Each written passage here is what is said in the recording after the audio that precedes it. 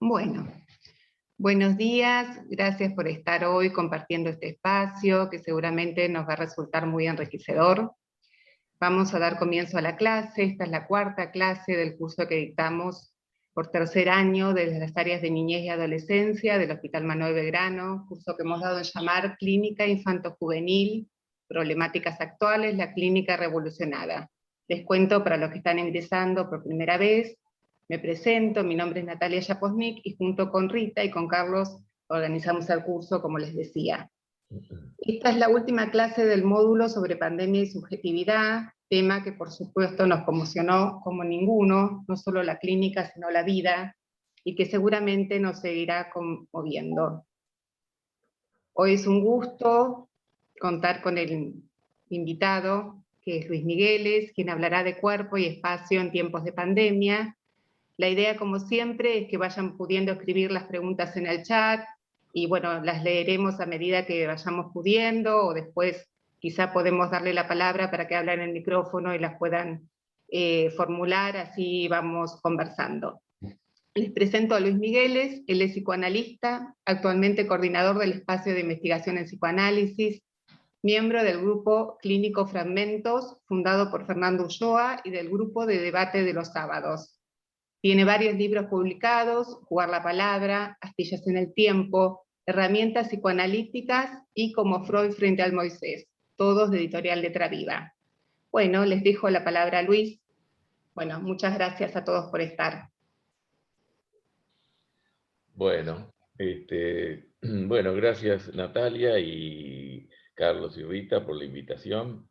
Me comentaban que había estado hace unos cuantos años ahí en el Belgrano y recordaba el encuentro presencial que tuvimos. Esta vez va a ser así, dado los tiempos, y de lo que vamos a hablar tiene que ver también con esta situación pandémica y cómo la situación que vivimos, de una pandemia que no esperábamos, puso también en juego la temática del cuerpo, que no solamente estaría referida a lo que significa la cuestión del cuerpo en sesión o la importancia que puede tener el cuerpo en una sesión analítica, sino también todo lo que viene pasando, ¿no? La evitación de la necesaria evitación de encuentros, los encierros, una actividad, una hiperactividad virtual que se venía ya planteando de antes de la pandemia. Yo creo que esto es algo que la pandemia puso más intensamente en juego, pero es algo que veníamos viendo, de que había una relación social más anudada o muy anudada a lo virtual, y una escotomización del vínculo corporal, de los cuerpos en juego. Esto me parece que no es solamente producto de la pandemia, sino que la pandemia lo viene a acentuar. Y en este nuevo contexto, uno se pregunta dónde, en este nuevo contexto pandémico y de la virtualidad, ¿dónde queda el cuerpo? Y junto con eso, ¿qué es un cuerpo? Yo creo que pensar el cuerpo también es pensar del mundo, como decía David Le Breton, porque efectivamente las sociedades que intentan prescindir de los individuos fomentan su exclusión y muerte. Pueden plantearse también prescindir del cuerpo. Esto de prescindir del cuerpo ya no es un tema de ciencia ficción. Muchos anhelan una poshumanidad donde proponen deshacerse del cuerpo y vivir en una especie de cibercultura, una comunidad internautica donde poder transferir el cerebro a un disquete y vivir en una máquina.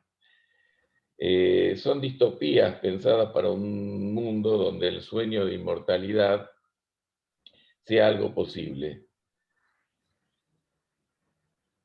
Se ha escrito y se ha transmitido por internet grupos que no, ya no son tan sectarios, que plantean, somos la última generación que va a morirse.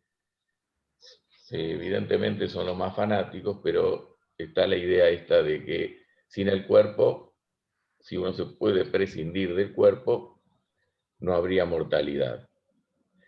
Cosa que pareciera que la mortalidad estaría cada vez más ligada a un asunto del cuerpo y no del sujeto. Philip Dick, un extraordinario autor de ciencia ficción, cuya paranoia lo llevó a inventar mundos crueles, pero no tan alejados de lo que nos pasa, sugería que algún día a un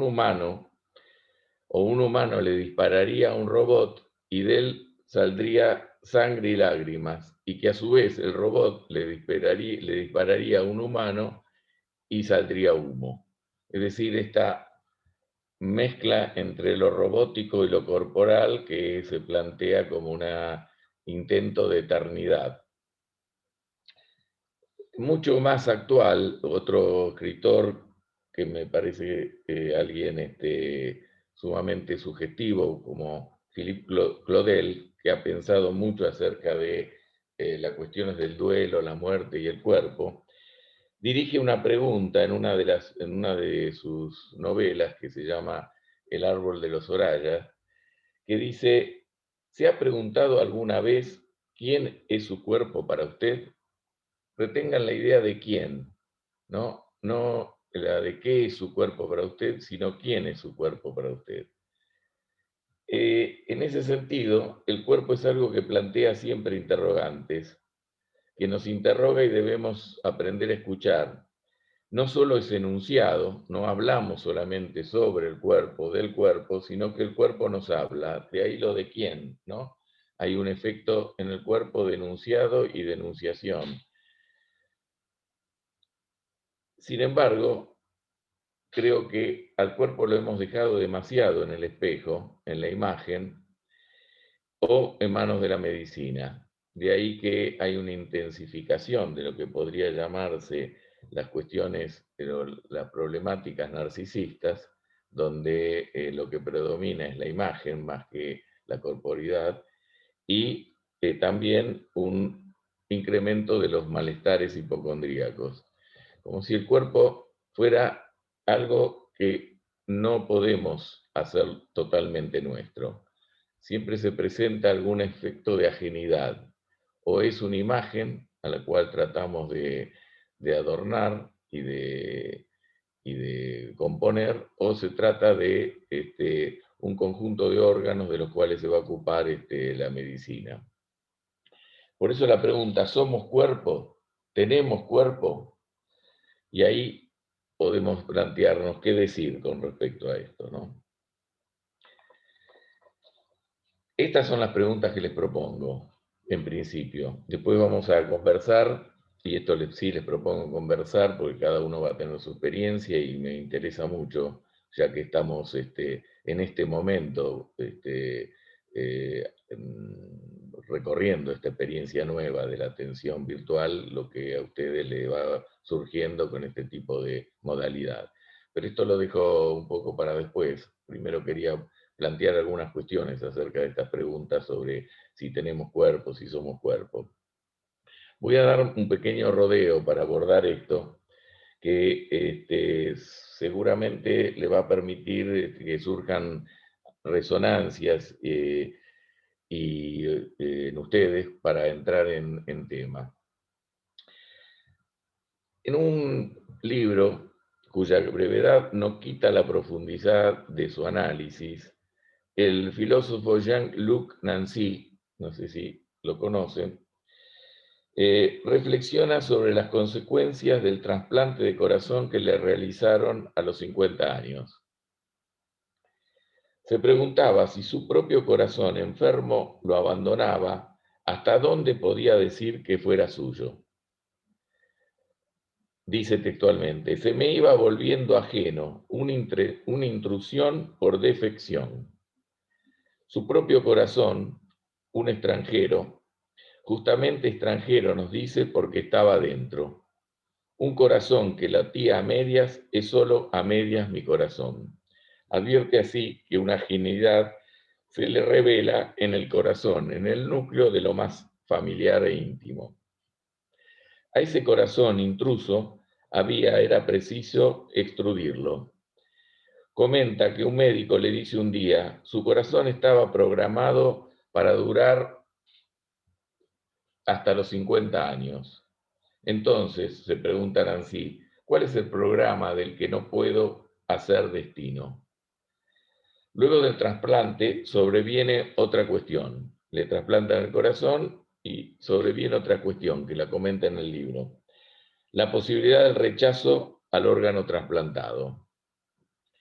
Una doble ajenidad se le impone, la del corazón trasplantado, que el organismo identifica y ataca en cuanto ajeno, y por otro lado, la del estado en que lo coloca la medicina para protegerlo, reduciendo su inmunidad para que soporte al extranjero. El intruso está en mí, revela. Sin embargo, registra que él se convierte en extranjero de sí mismo.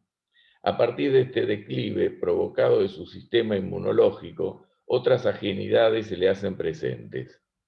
Los viejos virus agazapados desde siempre a la sombra de la inmunidad, ahora perdida, los intrusos de siempre. Diversas enfermedades concurren, estragando su salud. Mi corazón tiene 20 años menos que yo y el resto de mi cuerpo tiene una docena al menos más que yo. Corpus meum e interior intimum meo.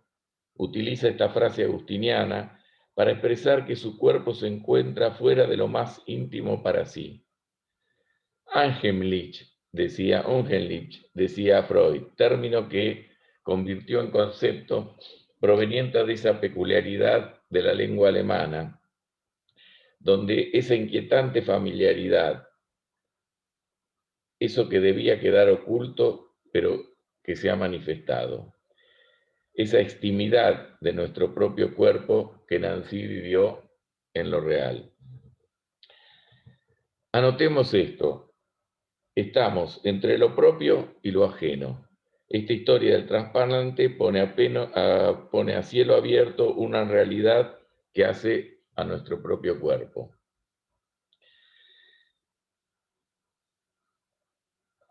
También podemos agregar lo que Nancy plantea en su texto como una cuestión alrededor del tiempo que el cuerpo le marca. Hay una especie de destiempo, dice él concretamente, mi corazón tiene una veintena de años menos que yo y el resto de mi cuerpo tiene una docena al menos más que yo.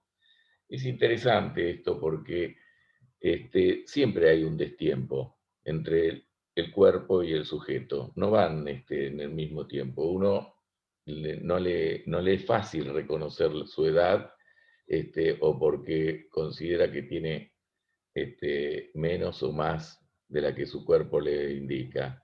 Pero ese destiempo eh, está dado porque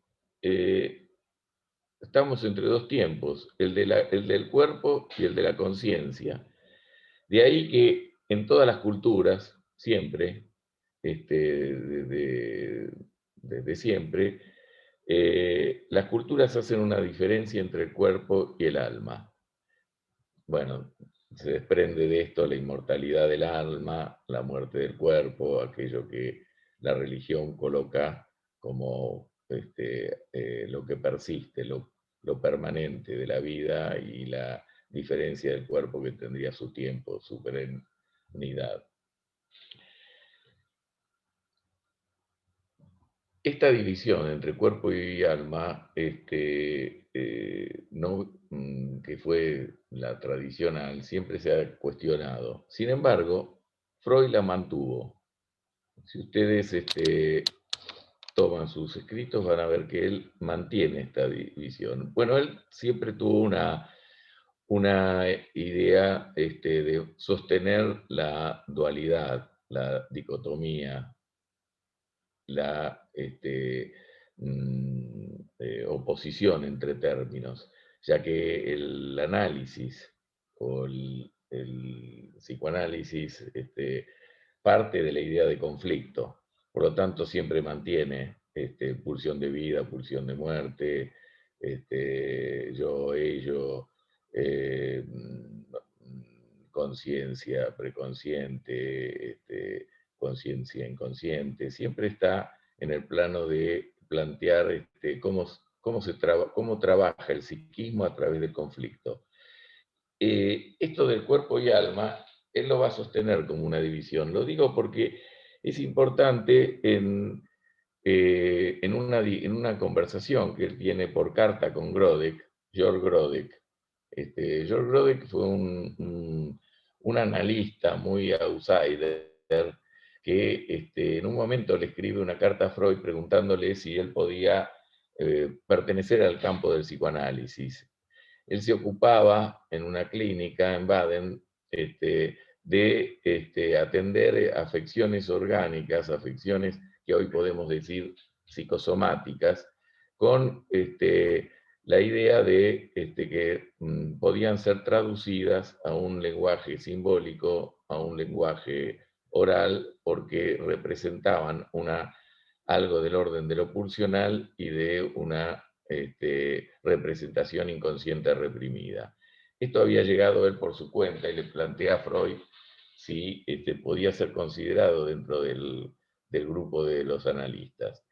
Freud le contesta que sí, que lo aceptaba dentro de la horda de los salvajes, y que un analista que considerara la transferencia, la represión y el inconsciente, aunque lo llamara ello, él fue el primero en llamar ello a esa zona inconsciente, que después Freud toma el término de él, que usa Grodek.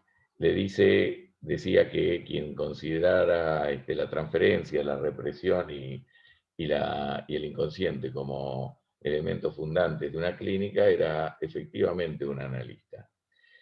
Pero le discute algo en la misma carta. Es una carta preciosa, porque además le dice que la originalidad no siempre ayuda al clínico, y que a veces una especie de narcisismo hace que nadie acepte pertenecer a un grupo, sino que quiere ser original, y lo más interesante, más que original, es poder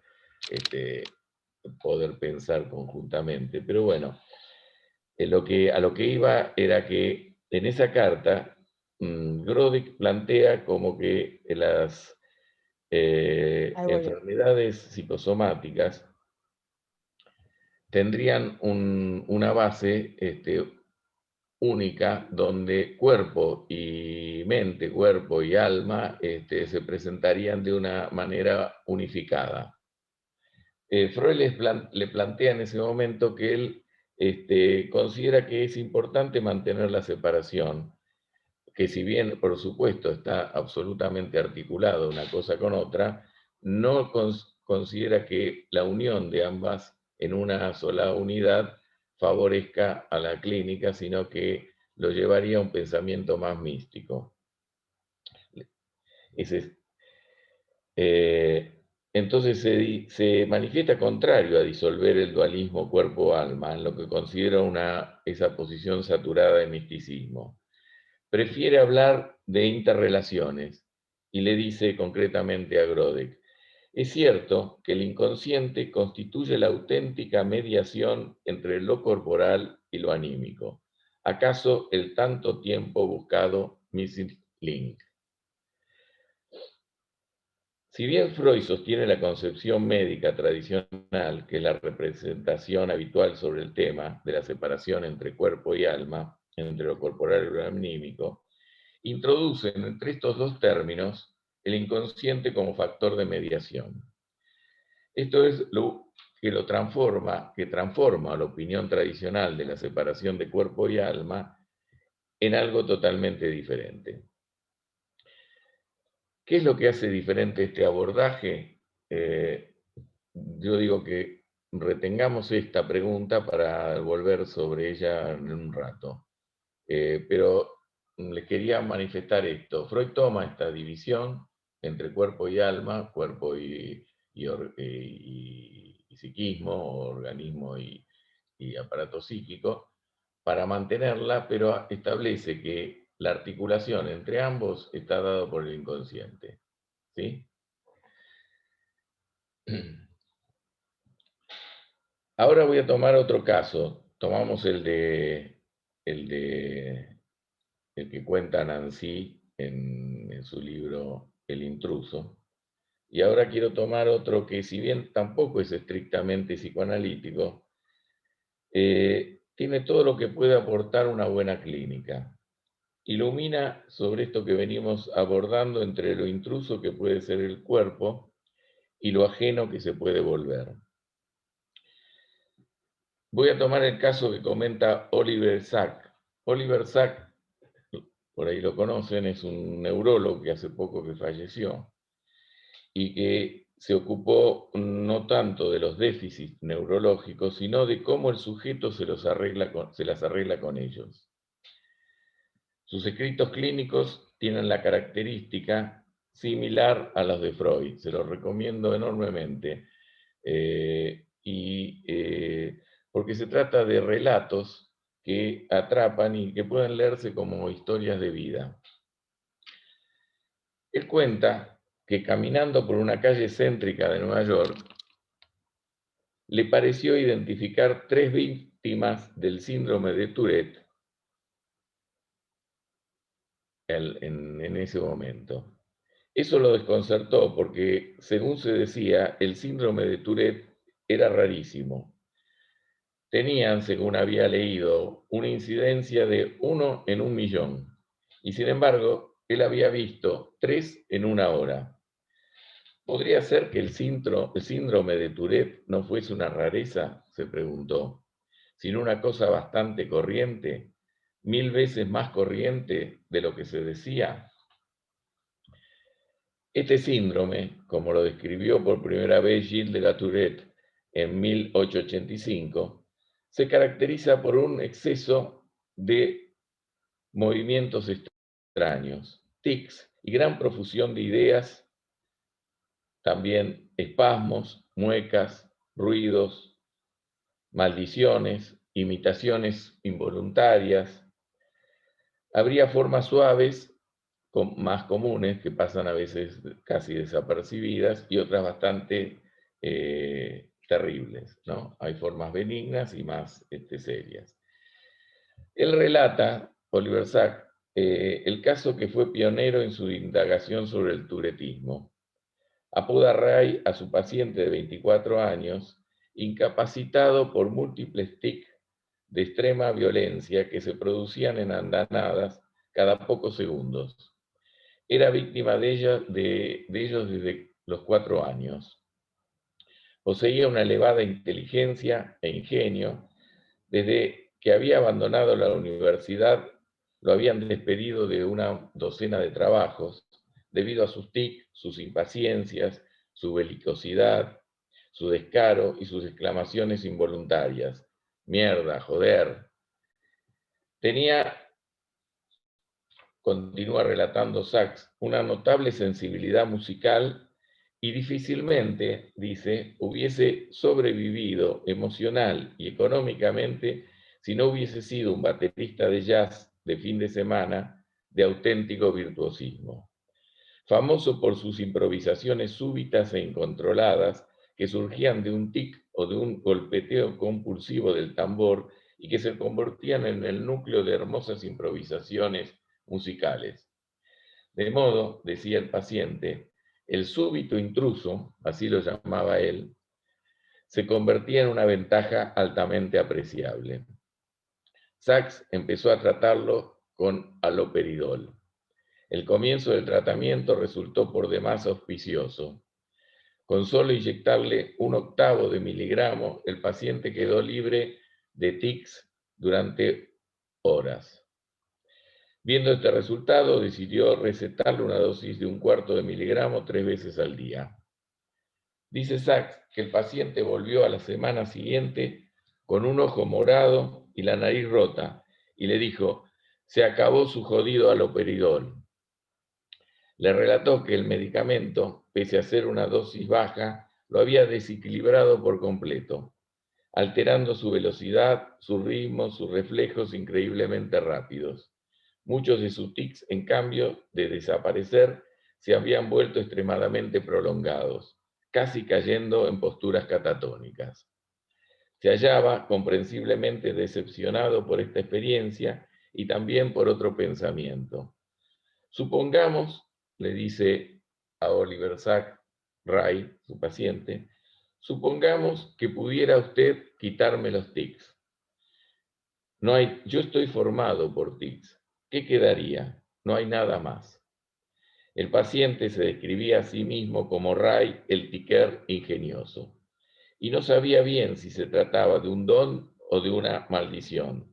Decía que no podía concebir la vida sin el turetismo y que no estaba seguro que le interesase sin él. Entonces Sacks le propuso que se vieran una vez por semana durante un periodo de 3 meses.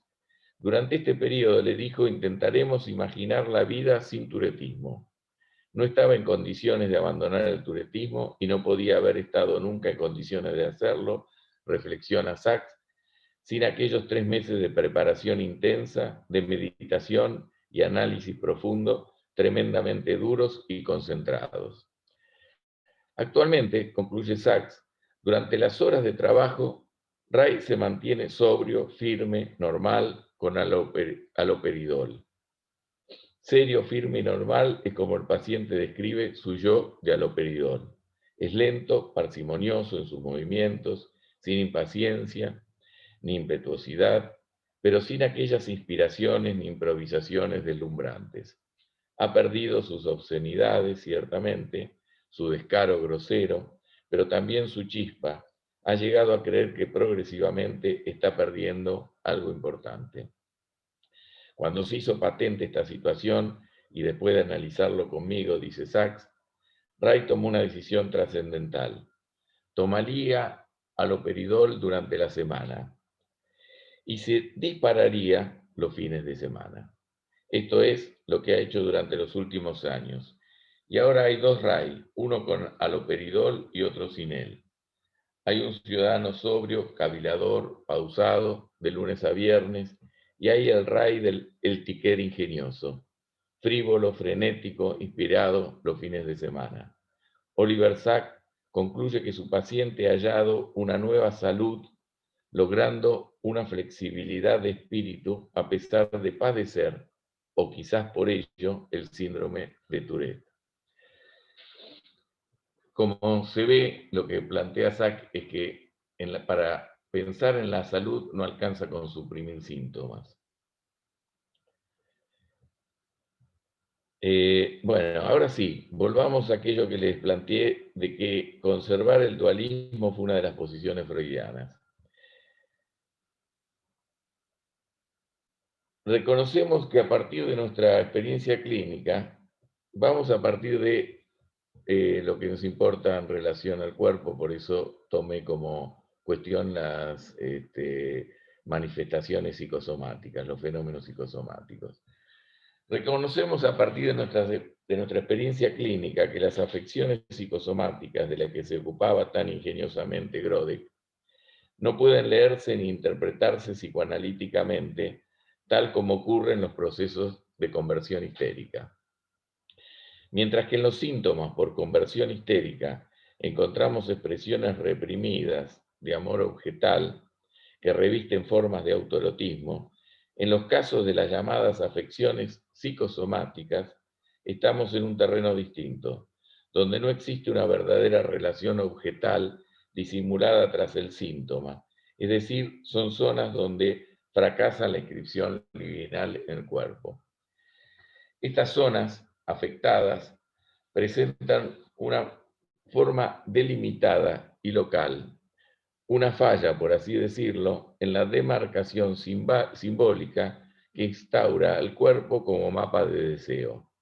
Se trata de regiones desoladas y mudas, faltantes de simbolización inconsciente, que rehusan de su tramado libidinal. Podríamos conjeturar que son arrebatadas por la pulsión de muerte. Sin embargo, esto no significa que no puedan ser abordadas en un tratamiento psicoanalítico. El analista deberá tener la paciencia y la pericia suficiente para no tentarse en querer traducir simbólicamente, dar sentido metafórico a estas afecciones orgánicas. Esto representa solo una imaginaria gratificación para el analista y un paupérrimo efecto sobre la cura.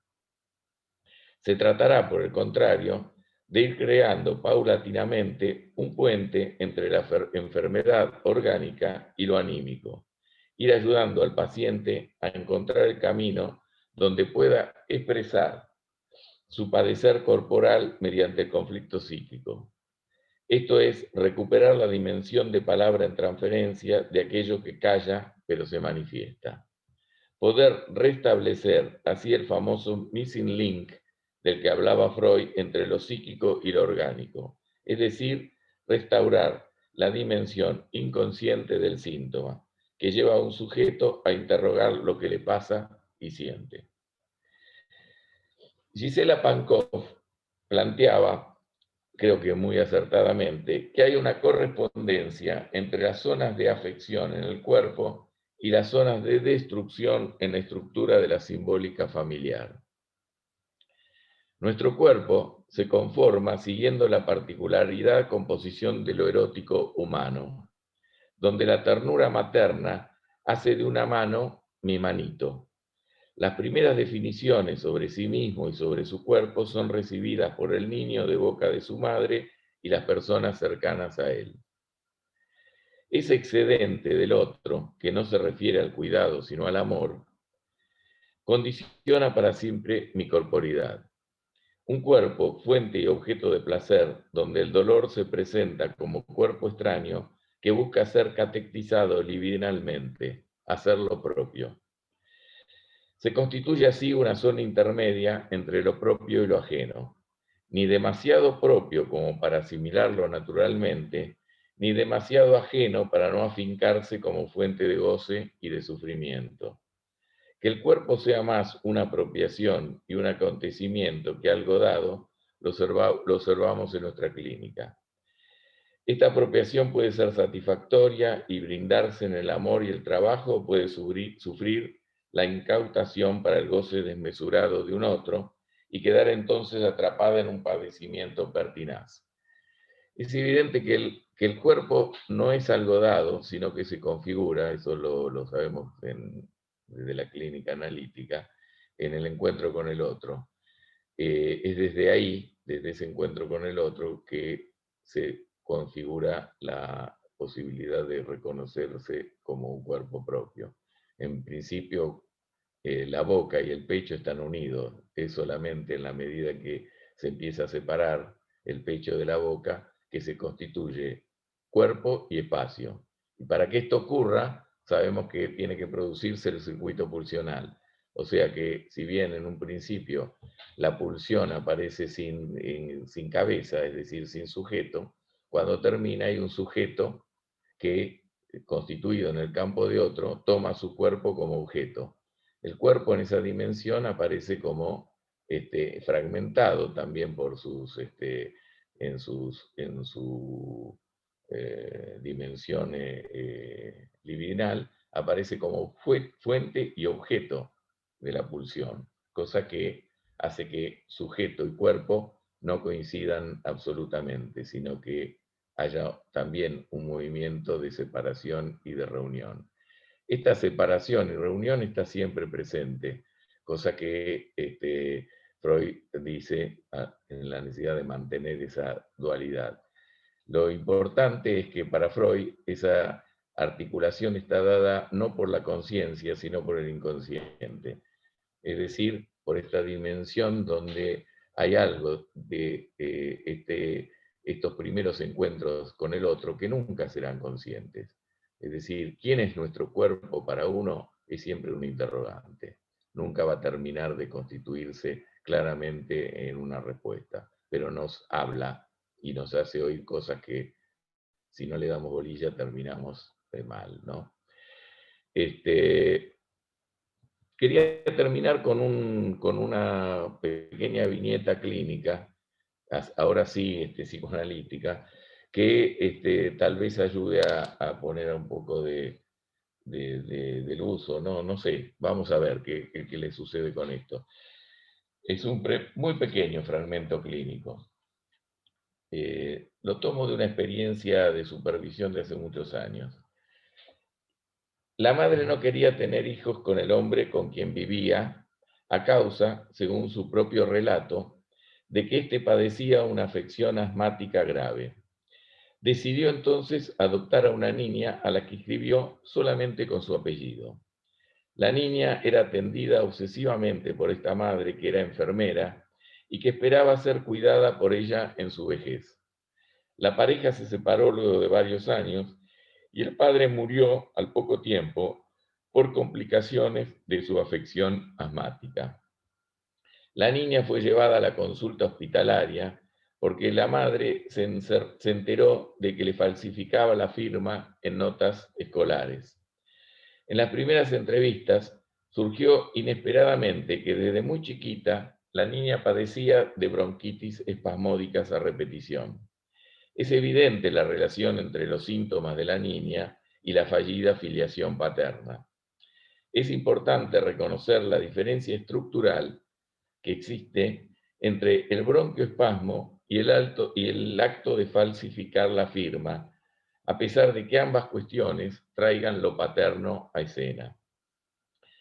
La falsificación se encuentra en el registro del actin. Produce un corte en la escena materna, introduciendo una apelación a la ley. Se puede decir que tiene presentación transferencial. Va dirigido a un otro. Se dirige a ese otro y se juega en el terreno del significante. Apela a la diferencia del trazo como manera de pasar un mensaje. En su afección orgánica se muestra de otro modo lo rechazado por el discurso materno, o sea, el lugar paterno en la filiación. Se asienta sobre la repetición de una enfermedad que procura una identidad fallada, un cuerpo que padece de apropiación que no es la de ella, la de la niña, sino la de su madre, y que repite una patología que hace de la respiración ahogo. Bueno, quedaron algunas cuestiones seguramente y me tenía ganas de que abramos a partir de acá la discusión, el debate. Una cosa más que por ahí quedó en el tintero es que, como ven, por lo que fui diciendo, el espacio tampoco es algo dado. El espacio se constituye, no hay un espacio donde va a ir un cuerpo, se constituye con el cuerpo. Cosa que esto hace reflexionar a esta cuestión de nuestros encuentros virtuales, ¿no? Donde hay una transformación no solamente de lo que significa el no estar presencialmente y corporalmente en una sesión, sino que hacer también preguntas sobre el espacio, porque el espacio en la sesión es algo que se configura a partir de dos cuerpos. La pregunta es, ¿qué tipo de espacio estamos transitando también en una sesión virtual? Es distinto, es diferente. No digo que no sea posible trabajar en esa dimensión, pero sí es necesario preguntarse por eso también. Porque si no, a mí me parece que uno de los peligros que caemos es que todo se transforme demasiado fuertemente en simbólico e imaginario y perdamos un poco este registro real que trae el cuerpo. Pero bueno, me gustaría que ustedes también me comenten sobre esto, ¿no? Y lo otro es, bueno, los que le traje de los, tanto de Nancy como del caso de Oliver Sacks, muestra cómo hay algo en el cuerpo que siempre puede ser un intruso, y que ese intruso hay que darle algún lugar, porque si no se puede transformar en una enfermedad o en algo que es incontrolable. En un caso, el caso del corazón que se trasplanta, es cómo incorporarlo, ese organismo extraño, que ya el corazón propio se había vuelto extraño. Y en el otro es cómo el paciente puede ir adecuándose a ese rasgo que hace a su ser, porque él define que la vida sin el turetismo, que era un padecimiento que es un padecimiento neurológico, perdía todo sentido. Entonces, liberado del turetismo, él podía quedar como un ser totalmente este, aplastado, ¿no? Aplastado y sin sentido de la vida. La necesidad de cómo incorporarlo se trabajó casi diría analíticamente en ese tratamiento con un neurólogo, lo que hace que a veces el análisis no pase necesariamente por alguien que se dice psicoanalista, ¿no? Bueno, abrimos, si les parece, la conversación. Bueno, abrimos. A ver, preguntas por ahora. Vero Capurro dice, buen día, ¿cómo se vive el tiempo en pandemia? Pensaban los cumpleaños, cómo fue vivido por los adolescentes. Muchos pacientes manifiestan como si un 2020 no hubiese tenido lugar. Un tiempo salteado, de pronto tendrían 16 años. ¿Cómo? Volvé despacito, porque no te seguí todo. Vamos de vuelta. Dice, ¿cómo se vive el tiempo en pandemia? Pensaban los cumpleaños, cómo fue vivido por los adolescentes. Muchos pacientes manifiestan como si un 2020 no hubiese tenido lugar, un tiempo salteado. De pronto tenían 16 años. No sé si se entiende, si no le podemos dar la Sí, no, palabra. A ver. está bien. Ahí lo que me parece que está planteando es la cuestión de como una temporalidad detenida, ¿no? Que en un tiempo que no tiene como las marcas que plantean algunos acontecimientos que se fueron perdiendo y que no dejan que el tiempo se registre como acontecimiento, sino como cuando no se registra el tiempo como un acontecimiento, el efecto es que se produce una especie de detención al estilo del Día de la Marmota, la película esta donde se viene repitiendo siempre la misma escena, ¿no? Es el acontecimiento temporal el que marca la expansión y por lo tanto el movimiento del tiempo, si no el tiempo puede ser absolutamente circular. Yo creo que la pandemia con el encierro y la pérdida de acontecimientos genera un tiempo de repetición y de circular, ¿no? Es bastante frecuente escuchar a pacientes, bueno, creo que a uno también le pasaba o le pasa en algún momento esto de no sé qué día es, ¿no? Digo, me parece que esto ha pasado mucho en la pandemia. Sí, sí, sí. A mí me parece que cuando los pacientes están en esa posición, lo mejor es que que puedan contar algún sueño. Es decir, sacarlos un poquito de esa situación de monotonía y pérdida de significación. Y la manera más conveniente es introducir de alguna forma la dimensión del inconsciente que se empieza a aplanar. Yo creo que nosotros estamos en esa búsqueda permanente, ¿no? En tratar de que la dimensión inconsciente vaya produciendo efectos en la subjetividad, si no, se trata de otra cosa, de trabajar a nivel de una especie de ayuda sobre que a veces lo hacemos, ¿no? De lo que le pasa al paciente en la actualidad y aunque no querramos, ellos nos entienden como que o sacan algún consejo de nosotros. La diferencia es cuando aparece esa dimensión inconsciente. Cuando aparece esa dimensión inconsciente en transferencia, nosotros dejamos de estar diciendo y hay un decir que se impone y el paciente empieza a sentir que algo se mueve en su subjetividad. Por eso me parece que a veces sacarlo es ayudarlo a que cuente un sueño, y en ese sentido sirve aprovecharnos del elemento de, de esa característica que tiene la transferencia, que también sugestiona. Entonces, si uno le pide que le cuente un sueño, el paciente seguramente sueña. Bien, Sueña. a ver, seguimos.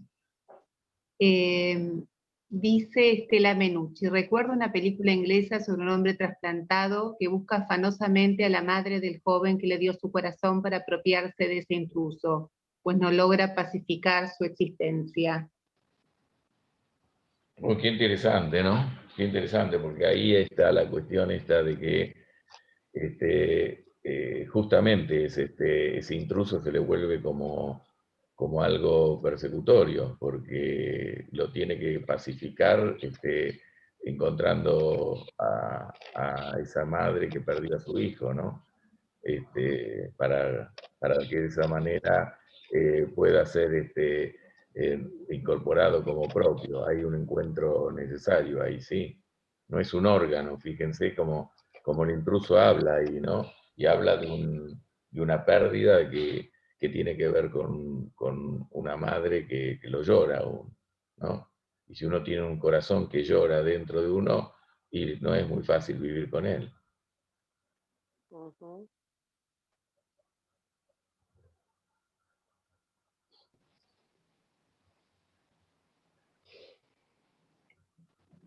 Sonia dice: me preocupa cuando escucho a personas que dicen que se acostumbraron al aislamiento, dicen que ya no les interesa interactuar con otros. Sí, a mí también me preocupa, sí, claro. Sí, sí. Sí, sí, cómo no, es altamente preocupante. Y bueno, pero digamos que, yo lo decía al principio, la tendencia previa a la pandemia está planteada también en esa dirección, al aislamiento. Hay una fuerte impronta de aislar y tener la idea de tener, qué sé yo, un millón de amigos por internet, pero después no se encuentra con nadie. Son cosas que están ocurriendo seriamente. Cuando alguien va a análisis, yo creo que el hecho de ir al análisis, ir al espacio que se configura ahí analítico, es un movimiento de salida fuerte, que a veces no se da totalmente desde la casa. Todo lo que significa que alguien corte su actividad, agarre el coche, el colectivo o sus piernas y vaya caminando al consultorio, que entre en el consultorio, que sea saludado, que sea visto en cuerpo presente, que se acueste o se siente en el diván y que empiece a hablar en un escenario, en una escena donde hay un apartamiento ahí de todo lo cotidiano, un acontecimiento diferente. Ya el dispositivo plantea una particularidad. Eso no ocurre habitualmente, no es cotidiano. Es un elemento totalmente disruptivo dentro de la cotidianidad de cada uno. Y que se decida alguien eso, a eso es significativo. Uno no sabe qué pasa con esto del tratamiento virtual, ¿no? Porque están metidos demasiado los pacientes en su casa, en el lugar de trabajo. Algunos tienen que hablar bajito porque tienen miedo de que sean escuchados, otros tienen que irse al auto para hablar porque no pueden en la casa, o se encuentran con que no les llegan mensajitos y los responden. Bueno, también nosotros nos perdemos mucho más de la atención flotante. Yo creo que tiene sus inconvenientes, pero a su vez es muy cómodo, qué sé yo.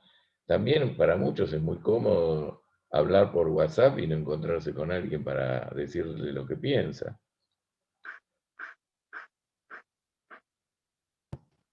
Cuando decís, Luis, esto de que nosotros nos perdemos también mucho de la atención flotante, a ver, ¿cómo lo pensás eso? Y bueno, porque sí, porque estamos también en un ámbito que a veces no es nuestro consultorio, a veces estamos, y si estamos en nuestro consultorio, estamos con la pantalla, no estamos con el paciente, o estamos en nuestro escritorio, o estamos en algún lado, nos fuimos unos días de vacaciones y seguimos atendiendo desde la playa. Bueno, todas estas cosas. La atención flotante exige también una dimensión donde podamos estar en ese contacto con el paciente de una manera mucho más abierta a nuestro inconsciente. Si estamos preocupados por si llegó el plomero, si vino la cuenta de luz, o si nos mandaron un mensajito por WhatsApp, y perdemos bastante de eso, ¿no?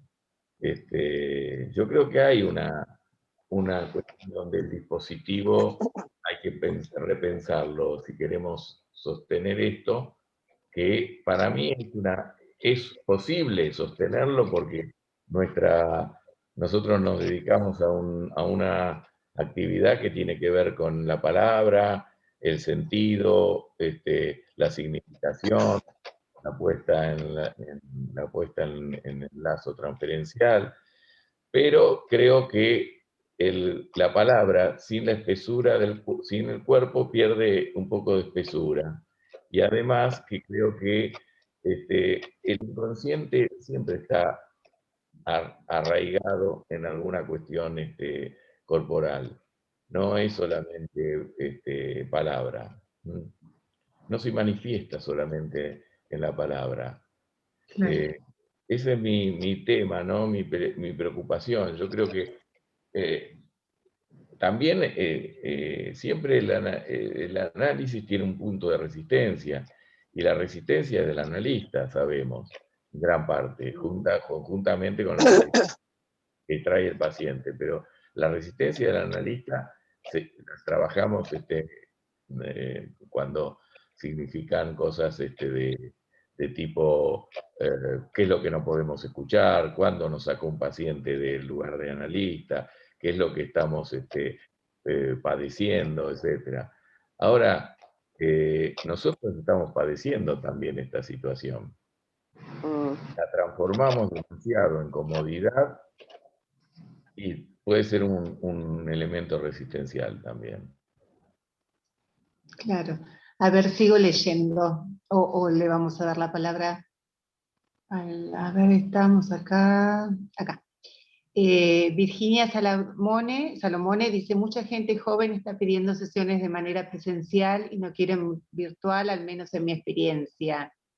Carlos Barzani dice en la misma línea de lo que dice Virginia, muchos pacientes que estaban en un maridaje perfecto con su celular, con la pandemia, empezaron a rechazar todo tipo de conexión virtual.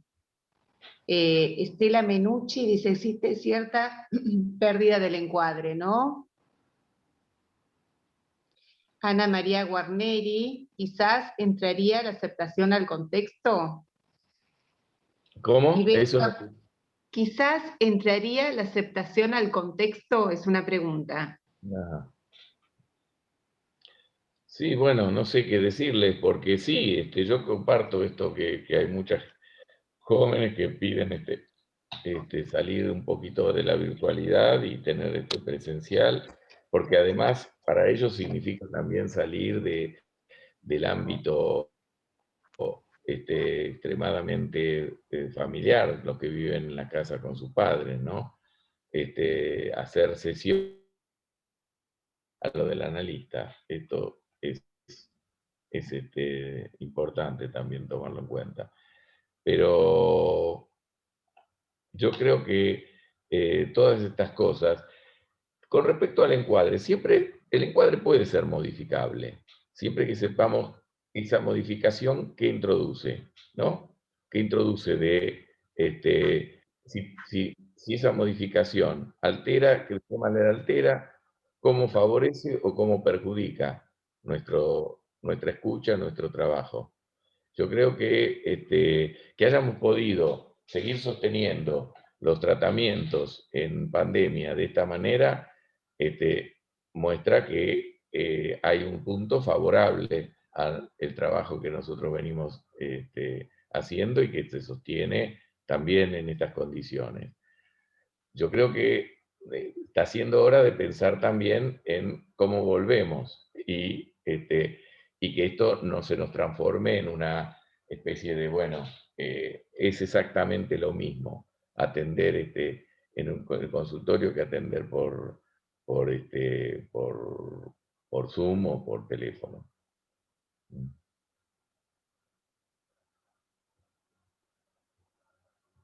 A ver, seguimos. Dice Vero Capurros, como si la virtualidad no permitiera el recorte de tiempo, de espacio de un cuerpo. Carlos Barzani dice, el análisis no es puro significante, es en presencia de dos cuerpos. No sé si Carlos, ¿querés decir algo vos de tu pregunta? Sí, yo pensaba con algunos ejemplos, ¿no? de la historia en relación al laburo con pacientes. Hay algo en la presencia que se da hasta, por ejemplo, un paciente que viene con cierto olor, ¿no? O que de golpe se perfuma, o un paciente que uno atiende en forma presencial y le dice que es impulsivo y le dice que tiene un arma en el bolsillo o en el bolsón o donde sea. Digo, hay cosas que se dan en la transferencia que son en presencia con el cuerpo del otro. No digo, doy estos dos ejemplos, pero se podrían ocurrir más, ¿no? Que no se da en virtual, ¿no? Sí, no, pero por supuesto, esos ejemplos y un montón, ¿no? Desde que entra, cómo saluda, cómo se va, cuál es y la palabra además, la resonancia corporal de la palabra, porque la palabra es algo que se siente en el cuerpo, ¿no? Uno siente la palabra del otro también en el cuerpo y de distintas maneras, y a veces está como muy filtrada por la pantalla. Sí, no, yo estoy plenamente de acuerdo en lo que decís, Carlos.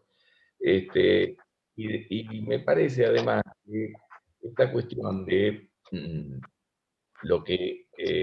la idea de que podemos prescindir de alguna manera de la presencia, o que la presencia puede ser tramitada a través de la imagen exclusivamente. O de la palabra.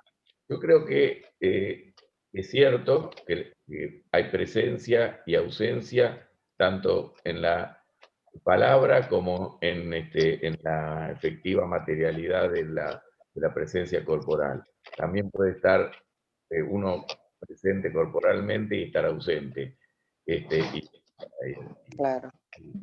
Está, ¿no? Esto. Pero es también cierto que el carácter de la presencia es distinto si es a través de una imagen o si es a través de una presencia material y corporal. Porque el asunto es también el espacio que constituye. La presencia de la imagen solamente no constituye ese espacio. Y el espacio es fundamental porque ahí es donde circula la palabra. Si no, pareciera, yo por ejemplo, ahora estoy hablando con ustedes y ustedes me están mandando mensajes, están hablando. Yo les puedo entender, puedo responder, puedo tratar de hacerme presente en esto de lo que estoy diciendo, pero de todas maneras hay un punto donde yo me siento solo. Es decir, estoy hablando solo.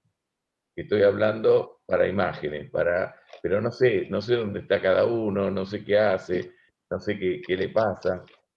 Y entonces digo, uy, ¿cuántos que son? Estoy hablando a 35 personas, pero por un momento me estoy hablando yo.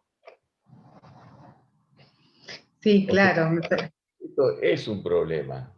Sí, a Rebota. mí me parece, La palabra rebota mucho en la imagen. No llega al otro cuerpo. No tiene ese tránsito por un espacio entre dos cuerpos. Rebota rápido en la imagen. sí, a mí me parece interesante esta distinción que haces entre presencia e imagen, ¿no? Que digo, puede haber presencia en lo virtual y puede haber no presencia en lo virtual, así como que también puede pasar eso en la presencialidad, ¿no? A mí me parece también importante decir, bueno, la verdad que sí fue y es, ¿no? Todo una apuesta y un logro haber podido sostener los análisis en este tiempo de este modo, mientras se pudo solo de este modo, pero para no quedarnos en la comodidad, ¿no? Me parece que es interesante los dos movimientos, porque cuando vos hablaste esto de la atención flotante, yo pensaba, bueno, también se puede pensar en el plomero estando en el consultorio con el paciente ahí, ¿no? Uno sabe que no siempre se está analista, ¿no? Pero digo, me parece que es importante esta diferencia que Sí, haces, ¿no? pero está bien, podés pensar en el plomero y podés conectarlo con lo que está hablando el paciente y lo que a vos te resuena, por qué te llevó a pensar el plomero. Pero es distinto que el plomero te toque el timbre y esté arreglando un caño de tu casa mientras vos estás atendiendo al paciente. Ahí hay una diferencia enorme. Claro, el tema es cuánto uno puede dejar eso, cuánto está ahí presente, cuándo se puede quedar afuera. Sí, sí, Claro, claro, claro, ¿sí? sí.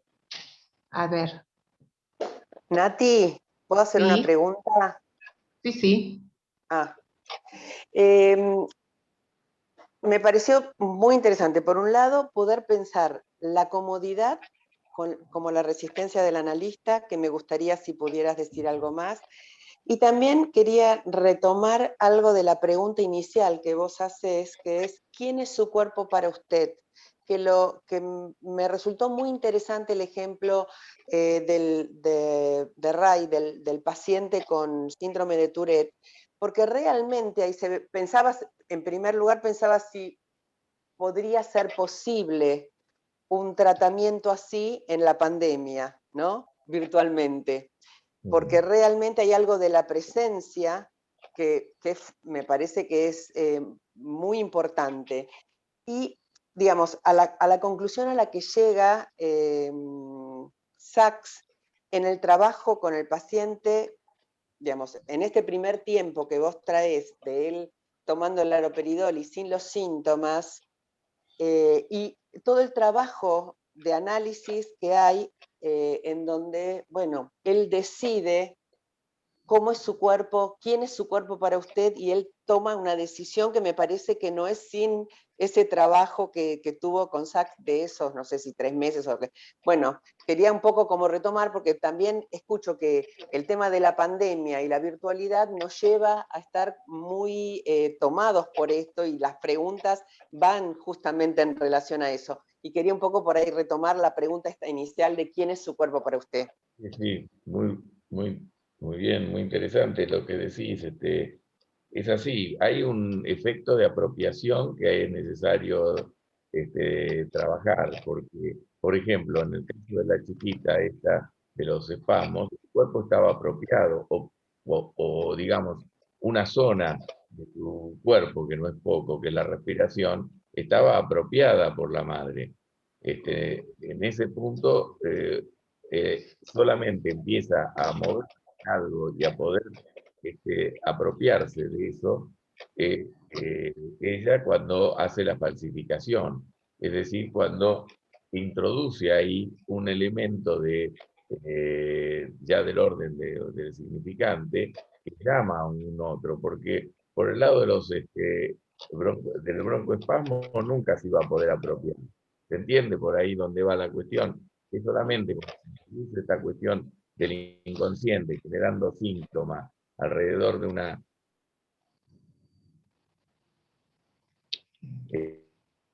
de una falsificación de su firma, es decir, poner en crisis la apropiación de esta madre de su ser, podemos empezar y algo del orden del cuerpo se empieza a introducir, ¿no?, en el trabajo. Se escucha porque apareció una diciendo que era inestable la comunicación, pero ¿se sigue escuchando? Ah, perdón. Entonces sí, y lo que vos traes bueno, lo que subrayás de Ray, del paciente, es un movimiento interesante, porque él en un principio está como absolutamente sobrepasado por su enfermedad. Ya su enfermedad lo domina de tal manera que está en primer lugar la enfermedad y no él. Gracias al trabajo con Sachs, puede regular de alguna manera eso. Y lo regula a su manera, esto es lo interesante. Puede no quedar vacío del síntoma del turetismo, del síndrome de turetismo, porque eso le provocaba un vacío existencial espantoso. Sí puede combinarlo, y en eso está, dice Sachs, la capacidad de su salud y de haber orientado su vida de una manera más satisfactoria. Entonces, ¿quién es ese cuerpo para uno? Y bueno, uno tiene que ver también en ese punto qué nos dice el cuerpo y qué podemos y qué no podemos, ¿no? Pero no siempre está como hablándonos en un idioma que entendemos, porque a la chiquita esta le hablaba en un idioma que no lo podía entender. Solamente cuando algo del inconsciente empieza a aparecer, empieza a surgir toda la historia de ese padre del cual no lleva el apellido, de esa madre que se la apropia, de esa historia de la adopción y del pensamiento materno de que le va a cuidar en su vejez. Todo esto está silenciado, no está planteado, solamente puede aparecer en la medida en que eso que era mudo se sintomatiza por otro lado. Por eso digo, es necesario esta dimensión del inconsciente que articule algo para que algo del cuerpo pueda ser dicho en la medida en que el cuerpo pueda hablar, y no que hablemos del cuerpo solamente. Porque uno tiende a pensarlo como algo de lo que hablamos. Por eso digo el cuerpo como enunciado, ¿no? Me pasa tal cosa, me duele tal, tengo tal cuestión, voy al médico para que él me resuelva. Por supuesto, hay un elemento ahí que nosotros tomamos, que es el cuerpo, como una especie de ajenidad del que hablamos. Pero cuando nos habla, ahí forma parte de nuestra enunciación. Y entonces le tenemos que encontrar lugar a esa palabra, ¿no? Darle lugar a esa palabra. No sé si te respondí. Sí, sí, sí, sí, sí. Sí, Sonia, bueno, sí, yo quería hablar de esto del cuerpo que habla. Estaba pensando en los barbijos, como estaba pensando en Freud, la piel como una proyección, o sea que el yo es la proyección también de una superficie. Y me parece interesante la reacción de los diferentes pacientes, que está el que por ahí entra al consultorio sin barbijo y me dice, uy, me lo olvidé en el auto.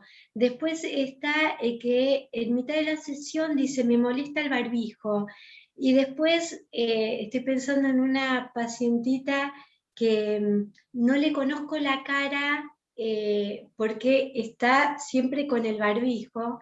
Yo me compré una máscara facial para que los pacientes me puedan ver la cara, para mí es importante. Y cómo también el cuerpo está influido con esto de la vacuna, esta sensación de vulnerabilidad en el que todavía no está vacunado, en el que piensa que el otro no está vacunado, y al mismo tiempo como se crea una ilusión con esto de que la vacuna me va a proteger, pero una vez que me vacuné o que el otro se vacunó, tampoco hay contacto por miedo al contagio a pesar de la vacuna, como que hay un montón de cosas que se están jugando desde lo inconsciente que muestran que, bueno, el cuerpo habla. Exacto, sí, sí, totalmente. Es así. Y nosotros estamos en este momento viviendo la situación. Yo creo que todavía no se ha convertido en un acontecimiento. Es decir, todavía hablamos, pero desde adentro, ¿no? No sabemos bien cuáles van a ser las consecuencias de esta pandemia en el futuro. Porque en algún momento esto tiene que cortarse, no podemos seguir toda la vida en pandemia. Entonces, en el momento que se corte, esto va a marcar un antes y un después. La cuestión es, ese después, ¿va a ser el mismo de antes? ¿Va a ser otro? Todavía no estamos en condiciones de saber exactamente cuáles son los efectos de ese después. Pero sí que se trata de que la comodidad resistencial es que no va a haber después. Es decir, que ya va a ser siempre de esta manera. Eso es una idea que puede estar pesando en mucha gente. Es decir, que va a quedar siempre dentro de la pandemia, que la pandemia lo comió, lo atrapó. Me cuesta pensar, Luis, en esta idea, ¿no? De que se podría quedar adentro de la pandemia como resistencial o como la dificultad para la salida, cuando en realidad, no sé, lo que se viene viendo, lo que uno va observando, que cada vez que abren alguna cosa, ¿no? La gente sale como desesperadamente, ¿no? Cuando se abrieron los restaurantes, están todos los restaurantes llenos, cuando se permiten los parques, están los parques llenos, digo, me parece que hay salvo en alguna... Eso es una modalidad dentro de la pandemia. Es decir, es una transgresión, la mayoría de las veces. Y no me parece que sea algo que lo que yo llamo después, sin pandemia, sino que está dentro de la pandemia. Es una modalidad capaz excesiva a veces, pero que no refleja simplemente un estado de encuentro, sino me parece más que de transgresión. Así lo pensás. Sí, bueno, el después, no estamos llegando todavía al después.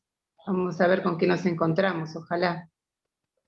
Sí, vamos a ver qué efecto causó porque uno de los efectos, si es que tiene, es revisar esta cuestión virtual. Y yo no creo que se esté revisando, aunque se salga masivamente a veces. Sigue pesando la cuestión virtual como ya instalada como una manera muy fuerte de relación. Puede ser. A ver si hay más preguntas.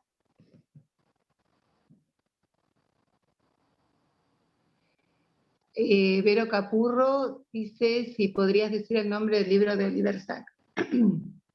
Sí, está el texto sobre el turetismo, está en un libro que se llama El hombre que confundió a su mujer con un sombrero. Virginia Salomone dice, pensaba cómo se juega esto de verse a sí mismo en la propia sesión, la propia imagen, ya sea de Zoom, en Zoom o videollamada. ¿Qué te parece? Ese es un tema que puede ser resistencial, sí, totalmente. Pero no me preguntes a mí, decí vos ¿Qué te ocurre a vos viéndote a vos misma en la videollamada? ¿Querés tomar la palabra? Sí, no, lo pensé como pregunta, pero sí, a mí particularmente me molesta, me resulta un elemento raro, que está ahí como, bueno, nada, volviendo a esto de lo que plantean de lo presencial, ¿no? Pues me costó por lo menos mucho esto de, bueno, de estas imágenes ahí, ver la propia imagen, hablando, si bien uno trata de no, en un momento uno la desestima y no la ve, digamos, cuando uno está como, obviamente, con esto de la atención flotante, pero está, es un factor que está ahí dando vueltas, a mí particularmente me molesta. Sí, está, porque estás duplicado y además hay dos que te ven, el paciente y vos. Es decir, si uno considera esa dimensión de la autoconciencia, ¿no? Donde uno está viéndose a sí mismo, y que eso tiene que ver con cierta cuestión de estar frente al espejo, y de estar reafirmando identidad, llega un momento donde esto perturba, sí, perturba, ¿no? Y ahí donde yo digo que estas perturbaciones alteran la posibilidad de la atención flotante. No porque la atención flotante no te lleve al plomero o a cualquier otro lugar, sino que se te impregna de imagen, este es el tema. Y la imagen es un elemento obturador del trabajo analítico. Sí. Bueno, ¿hay alguna otra pregunta?